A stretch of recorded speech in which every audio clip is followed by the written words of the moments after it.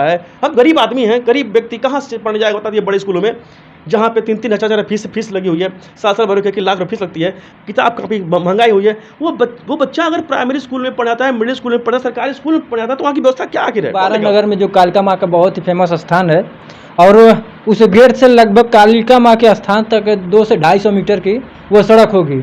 उसकी हालत बहुत जर्जर है, क्योंकि अभी हम कल भी गए थे, उस रास्ते गए थे स्नान कर। नमस्कार दोस्तों, अभी हमारी उपस्थिति चिल्लूपार क्षेत्र में है, और हमारे साइड में देख पा रहे हैं यह है चिल्लूपार के पूर्व विधायक पद के प्रत्याशी रह चुके हैं, और 2027 में फिर से तैयारी में है। खास बातचीत करेंगे कि आखिरकार चिल्लूपार में मुख्यमंत्री जी आए थे, लगभग में 300 करोड़ रुपए दिए हैं, विकास की गंगा बह रही है, तो क्या आवश्यकता पड़ा है कि फिर से जो है कि अब कहना तो नहीं चाहिए, लेकिन सवाल है, पूछेंगे जरूर। सबसे पहले स्वागत करते हैं और जानने का प्रयास करेंगे। बहुत बहुत स्वागत है सर। धन्यवाद। सच तक खबर, अपना थोड़ा परिचय दे दीजिए। मैं सनातनी राष्ट्रीय पंडित CM पांडे, प्रदेश अध्यक्ष भारतीय अपना समाज पार्टी उत्तर प्रदेश, और चिल्लूपार 328 चिल्लूपार का विधायक प्रत्याशी भी इस वर्ष पूर्व में रह चुका हूँ। अभी बीते कल में मुख्यमंत्री जी आए थे चिल्लूपार क्षेत्र में, लगभग में 300 करोड़ रुपए दिए हैं, विकास की गंगा बह रही है, तो कहाँ से अब फिर से 2027 में क्या तैयारी क्या कर रहे हैं? आपने तो बड़ा अच्छा प्रश्न दाग दिया कि श्रद्धेय माननीय मुख्यमंत्री जी आए थे चिल्लूपार के लिए। मैं उनको धन्यवाद ज्ञापित करता हूँ, और भारतीय अपना समाज पार्टी भी उनको धन्यवाद ज्ञापित करती है कि हमारे चिल्लूपार के विकास के लिए 300 करोड़ रुपया वो देख गए हैं। जमीनी स्तर पर क्या है अब वो यहाँ के लोग जानेंगे, यहाँ के जो कार्यान्वित करने वाली व्यवस्था में वो जानेंगे। मैं श्रद्धेय मुख्यमंत्री जी का बहुत ही आभार व्यक्त करता हूँ। विकास की गंगा चिल्लूपार में इतनी बह रही है कि बहते बहते सरजू जी उल्टा पड़ गए। हमारे बगल में ही महाकाली का स्थान है, बारानगर। अच्छा। और वहाँ जैसे ही आप यहाँ से चाहे उधर से गेट पे आएंगे, उसके अंदर जो ही एंट्रेंस एंटर करेंगे महाकाली के स्थान पर जाने के लिए, वहीं से आपको वो विकास दिखेगा।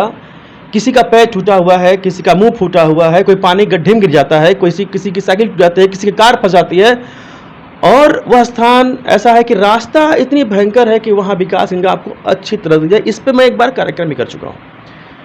आप बता दें कि हजारों की भीड़ प्रत्येक रविवार को वहाँ लगती है, अन्य दिनों में भी वहाँ हजारों की भीड़ लगती है। अमावस्या है, पूर्णिमा है, वहाँ तो लाखों की भीड़ वहाँ लगती है स्नान के लिए, क्योंकि माँ सरजू जी के तट पर ही माँ कालिका माँ विराजमान है और बहुत ही जागृत अवस्था में है। यहाँ के पूर्वांचल मतलब इस समझ गोरखपुर परिक्षेत्र के सभी लोग जानते हैं, और दूर दूर से स्नानार्थी वहाँ आते हैं।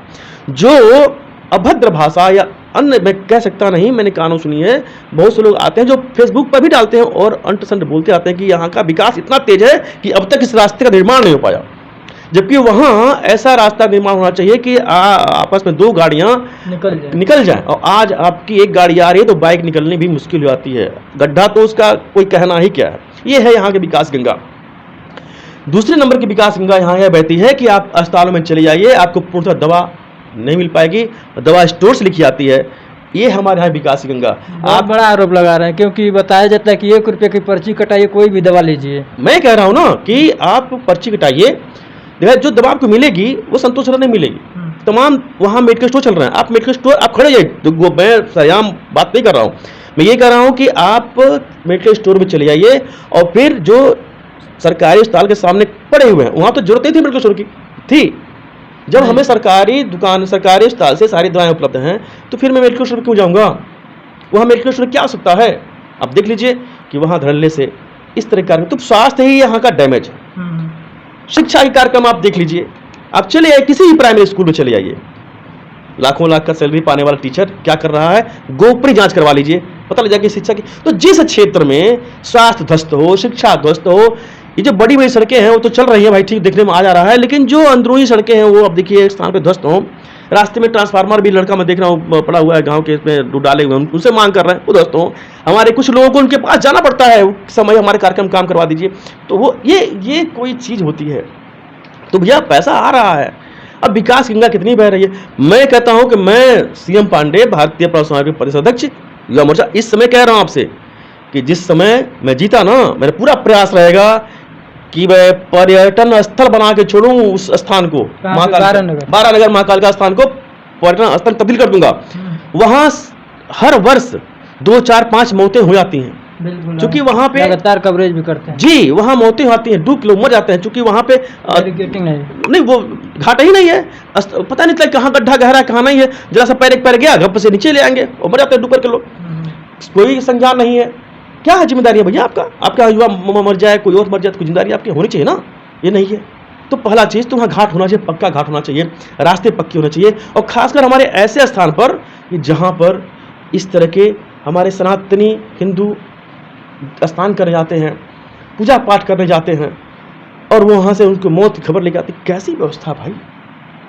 ये तो विकास के गंगा पे पानी फिर गया, जैसा कि आप बता रहे हैं भाई, सामने है ये मैं नहीं कह रहा, ये मैं नहीं कह रहा हूँ, ये आप जाके वहाँ देख लीजिए, आप फिर कवर कर लीजिए कितनी पक्का सड़क बन चुकी है, वहाँ पे कितनी सफाई उस स्थान पर देख लीजिए, कितनी गंदगी फैली हुई वहाँ पे है। वो जब वो स्थान तो भी चिल्लू पार में आता है कि नहीं आता है? बिल्कुल आता है। धुरिया पार आता नहीं आता है? अब जाके देखिए कहानी स्थिति क्या है। रास्ता नहीं सड़क जाने के बढ़िया से, आप वहाँ पहुँच जाए, बढ़िया से चले जाए, दूसरा लोग गाड़ी नहीं पहुँचा, कोई व्यापी आया तो गाड़ी नहीं पहुँचा, नहीं ऐसी व्यवस्था वहाँ पे। तो यदि हमारे जो देवतुल्य स्थल है, पर्यटन स्थल है, जो हमारी शिक्षा व्यवस्था है, हम गरीब आदमी हैं, गरीब व्यक्ति कहाँ से पढ़ने जाएगा बता दिए, बड़े स्कूलों में जहाँ पे 3-3 हजार फीस लगी हुई है, 7 भर के लाख फीस लगती है, किताब काफी महंगाई हुई है, वो बच्चा अगर प्राइमरी स्कूल में पढ़ जाता है, मिडिल स्कूल में पढ़ता है, सरकारी स्कूल में पढ़ जाता है, तो वहाँ की व्यवस्था क्या आखिर है, कौन देखेगा उसको? कभी यहाँ जिम्मेदार लोग वहाँ गए, स्कूलों में गए, प्राइवेट स्कूलों में गए कि देखें क्या स्थिति वहाँ बच्चों की है? महंगाई चरम सीमा पे प्राइवेट स्कूलों का। हाँ, बिल्कुल चरम सीमा पे है सारा कुछ। मतलब अब क्या हम कहें कि सब व्यवस्थाएं वहाँ से होती हैं और स्थिति जो है बिल्कुल दयनीय है। मतलब एक गरीब को बच्चों को पढ़ने की सोचना पड़ेगा, क्या वो उसका अधिकार नहीं है? इसीलिए हम लोग कहते हैं कि गरीबों को संरक्षण मिलना चाहिए, चाहे वो किसी जाति धर्म का हो।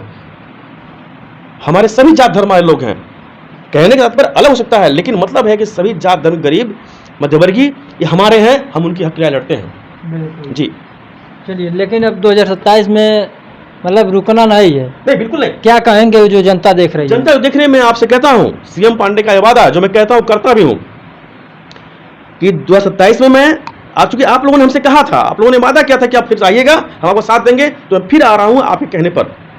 और हाथ जोड़ के प्रार्थना है कि अभी विकास रुका हुआ है, सिर्फ सड़क से विकास नहीं होता है, सिर्फ सड़क से विकास नहीं, विकास के और भी मायने हैं, और भी माध्यम हैं। शिक्षा नहीं मिलेगी तब भी विकास रुक जाएगा आपके बच्चों का और आपका भी। आप देखिए, तमाम बच्चे रोड पर खड़े करके ताश खेलते दिख जाएंगे, तमाम बेरोजगार से बैठे हुए मिल जाएंगे। क्या है ये? आप देखेंगे कि आपका स्वास्थ्य है, शिक्षा है, और तमाम ऐसे स्थल है जहाँ पे अभी राष्ट्र मार्ग तक नहीं बने हुए हैं, तमाम जगहों पे लाइट तक नहीं लगी हुई है। लोग दौड़ रहे हैं कि यहाँ से हमारा नाली बन जा, वहाँ से खंजा बन जा, हमारे वहाँ से व्यवस्था बन जा, और हम यहाँ के जिम्मेदार व्यक्ति हैं, अगर सुने ही ना तो फिर कोई मतलब तो नहीं करता है। लेकिन मैं आपसे वादा करना झूठे होते हैं, विश्वास दिलाता हूँ कि आपकी आकांक्षाएं हैं, मैं उस पर खरा उतरने का पूरा प्रयास करूंगा। बहुत धन्यवाद। सर ने बताए हैं कि बारानगर में जो कालिका माँ का बहुत ही फेमस स्थान है, और उस गेट से लगभग कालिका माँ के स्थान तक 200 से 250 मीटर की वो सड़क होगी। उसकी हालत बहुत जर्जर है, क्योंकि अभी हम कल भी गए थे, उस रास्ते गए थे स्नान करने, तो हमने खुद स्वयं देखा, और उसके पहले कवरेज भी किया हूँ। लेकिन ये इस क्षेत्र के, चिल्लू पार क्षेत्र के जो जिम्मेदार अधिकारी है, जो जिम्मेदार पर्सन है, उनको ये चीज़ें नहीं दिखा कि इस क्षेत्र में, इस जगह पर कितने लोग आते हैं, कितने लोग जाते हैं, और क्या कुछ कह के जाते हैं, ये सब चीज़ें नहीं दिखा। बाकी चलिए, आप लोग क्या सोचते हैं इस वीडियो को लेकर कमेंट बॉक्स में ज़रूर बताइएगा। जय हिंद।